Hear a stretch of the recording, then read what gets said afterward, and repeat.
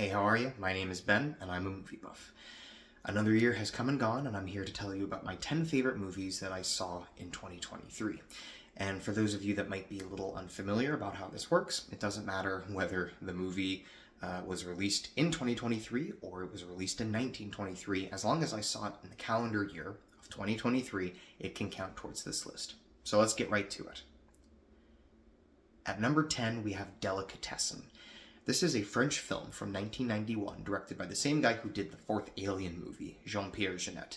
And don't let that scare you, though. This movie has a really cool look and a really unique story that it is definitely worth checking out.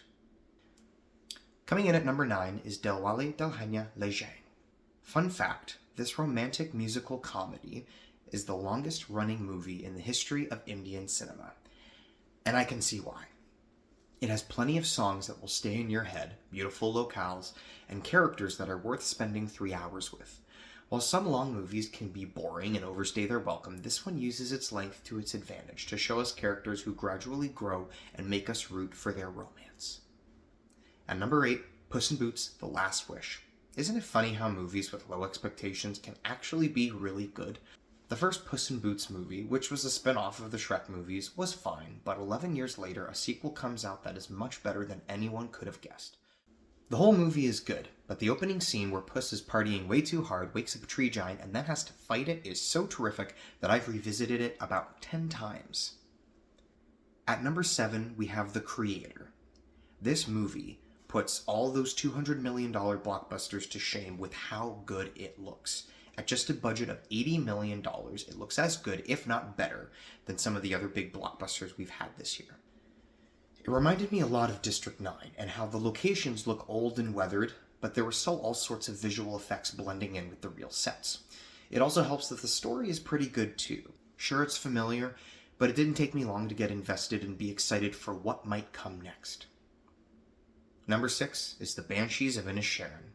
Martin McDonagh seems to thrive with the dramedy genre. This and Three Billboards are inherently about serious things, but still take the time to make a joke here and there. Balancing drama and comedy might look easy, but I think it only works well when the creative team knows how and when it should come together. I've heard some say it's a boring movie about two grown men behaving immaturely, but when you look deeper, you'll find that there is much more under the surface. At number 5, John Wick Chapter 4. The John Wick film series continues to get better and better with each installment. The action scenes are inventive and exciting as always, but what helps this film even more is the world building and all the conversations these characters have. It's fascinating stuff. Every character is developed here, and even though some of these dialogue-heavy scenes are really long, like the action scenes, they both work together to enrich this world. This movie already had so much going for it with the character moments and explosions of violence, but this is also the best looking John Wick film. There are no shortage of shots that once again prove that every frame is a painting. At number 4, Oppenheimer. Surprise, surprise, Christopher Nolan makes another amazing movie, and it's packed with all sorts of stuff going on. And of course it's not always told in chronological order, but that's what I appreciate about it. You can't be on your phone or chatting with your friends during this film. You have to pay attention and try to understand every single thing that's happening. While the film can be exhausting at its near 3-hour runtime, it's also so rewarding. It really is one of those movies where you feel like you've spent a lifetime with someone. You get to see their strengths and weaknesses, their accomplishments and regrets, and it paints a fascinating portrait.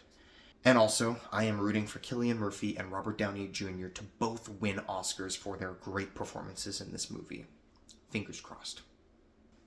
At number 3, Godzilla Minus One. I watched the majority of the Godzilla movies a couple years ago, and while I enjoyed a lot of them, I did wonder, would it be possible for a great Godzilla movie to be made? And I guess it is possible. Godzilla Minus One gives us the usual spectacle when the big guy comes to town, but what really stands out here is the story and characters. Sometimes the human drama was so effective that I thought I was watching a film about surviving post-war Japan and not a monster movie. But this film does both and does it so well. It's my pick for the best Godzilla movie ever made. Number 2, You Can't Take It With You. I love watching older films, and while most of them are interesting or pretty good, this Best Picture winner released in 1938 is easily a cut above the rest.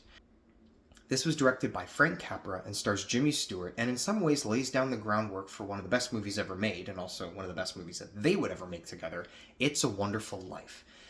I think there's a good reason why this film won the top prize at the Oscars. It's a wonderful examination of how difficult it can be when two different families are trying to relate to each other. One family is barely getting along and quirky, while the other family is wealthy and as normal as can be.